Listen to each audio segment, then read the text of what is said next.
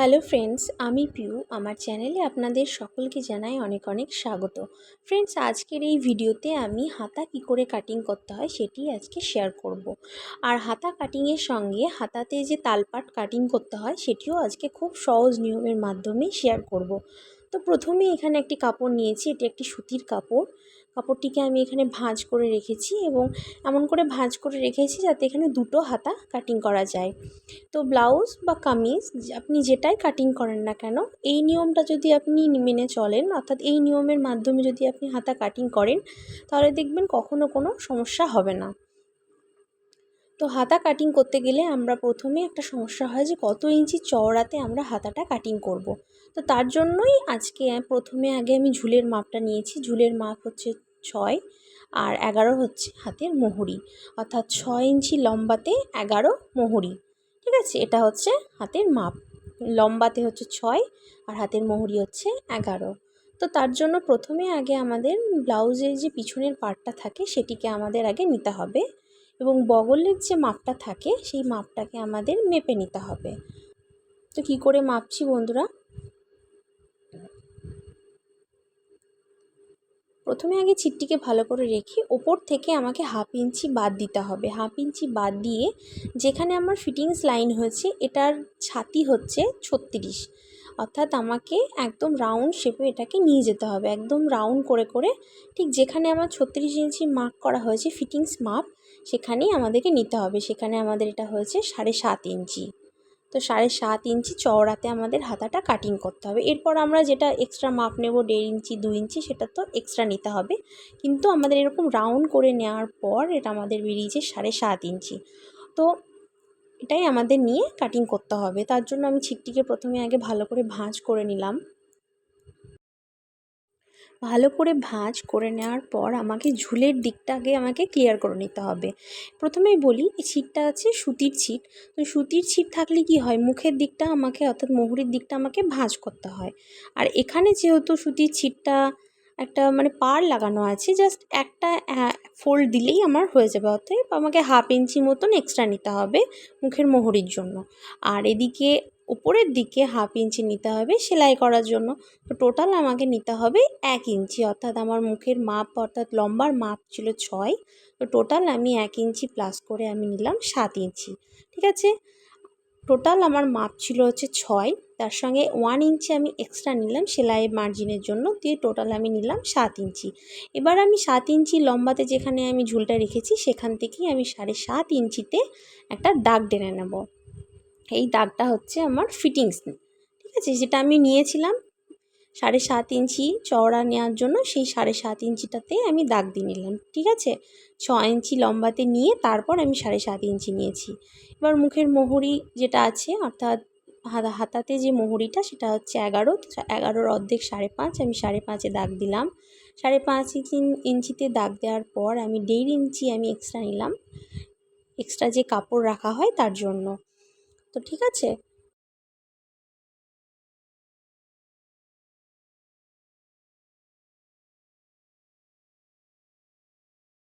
ঠিক যেখানে আমি 7.5 ইঞ্চিতে আমি দাগ দিয়েছি ঠিক সেখানেই আমাকে 3 ইঞ্চিতে একটা ডাউন করে দাগ দিতে হবে। ঠিক আছে, তো ঠিক 3 ইঞ্চিতে আমি ডাউন করব। এবার 3 ইঞ্চি ডাউন করে নেওয়ার পর এখান থেকে কিন্তু আমাকে এক্সট্রা কাপড়ের জন্য কাপড় রাখতে হবে, সেটা আপনি আপনার হিসেবে রাখবেন। 1.5 ইঞ্চি রাখতে পারেন, 2 ইঞ্চি রাখতে পারেন, সমস্যা নেই। তো এদিকে দেখুন, তারপর এখানে আমি 2 ইঞ্চি দাগ দিয়ে নিয়েছি এবং 2 ইঞ্চি দাগ দেওয়ার পর একটা কোনাকুনি একটা দাগ টেনে নিয়েছি। ঠিক আছে, যেখানে 7 ইঞ্চি দাগ দিয়েছিলাম সেখান থেকে 2 ইঞ্চি ছেড়ে ওখানে একটা দাগ দিয়েছি। দাগ দেওয়ার পর ঠিক যেখানে 3 ইঞ্চি ডাউন করেছি সেখানে দাগ দিয়েছি। এরপর আমি 1.5 ইঞ্চি এক্সট্রা নিলাম সেলাই মার্জিন বা এক্সট্রা কাপড় রাখার জন্য। ঠিক আছে, এই যে লাইনটা আমি দেখাচ্ছি এটা হচ্ছে আমাদের ফিটিংস লাইন। ঠিক আছে, মোহরি হচ্ছে 11 থেকে এই যে এটা ফিটিংস লাইন, এই লাইন বরাবর আমাদের সেলাই হবে। আর ওই পাশে যে একটা লাইন রেখেছি এই যে এই লাইনটা, সেটা হচ্ছে আমাদের এক্সট্রা কাপড়ের জন্য। ঠিক আছে,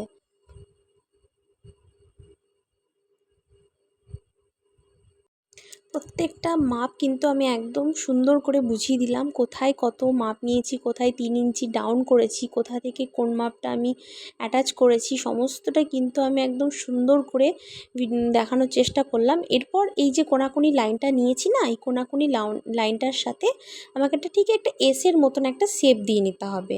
ঠিক আছে, এদিক একটা এসের মতন শেপটা হবে। আস্তে আস্তে আস্তে হাতে একদম সুন্দর করে চকের মাধ্যমে শেপটাকে আমাকে দিয়ে নিতে হবে। আপনারা দেখুন বন্ধুরা, আমি ঠিক কেমন করে এসের শেপটা আমি দিচ্ছি, ঠিক সেই রকমভাবেই কিন্তু আপনাদেরকেও সুন্দরভাবে এসের শেপটা দিয়ে নিতে হবে।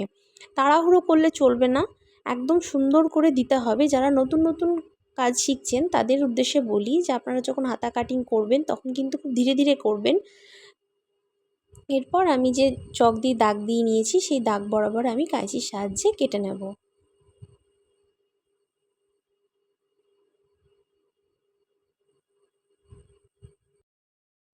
আজ আমি আপনাদের সাথে হাতা কাটিংয়ের একটি ভিডিও শেয়ার করছি এবং তার সাথে তালপাট কী করে কাটিং করতে হয়। তো ভিডিওটি যদি ভালো লেগে থাকে তাহলে অবশ্যই আমার চ্যানেলটিকে সাবস্ক্রাইব করে রাখবেন। হাতা কাটিং আমার কমপ্লিট এবং হাতা কাটিং কমপ্লিট করে নেওয়ার পর আমাকে ঠিক মিডিল বরাবর একটা টেকিং দিয়ে নিতে হবে। এই টেকিংটা দিলে কি হবে, যখন আমি ব্লাউজের সঙ্গে হাতাটা লাগাবো বা কামিজের সঙ্গে হাতাটা লাগাবো তখন আমার কাঁধের যে একদম মিডিল পয়েন্ট, সেই মিডিল পয়েন্টে এটা আমার রাখতে সুবিধা হবে। এরপর আমি দেখাবো যে ব্লাউজের তালপাটটা কি করে কাটতে হয় এবং তালপাট কাটলে কি হয়। ঠিক 2 ইঞ্চি মতন গ্যাপ রেখে আমাকে 1/2 ইঞ্চি কেটে নিতে হবে।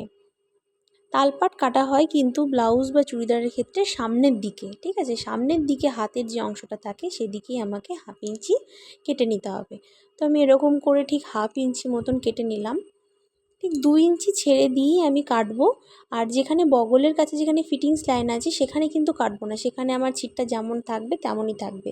ঠিক ফিটিংস লাইন থেকে 2 ইঞ্চি এদিকে ছেড়ে রেখে বাকি যে অংশটা থাকবে সেখানেই কিন্তু 1/2 ইঞ্চি বরাবর আমি কেটে নিয়েছি।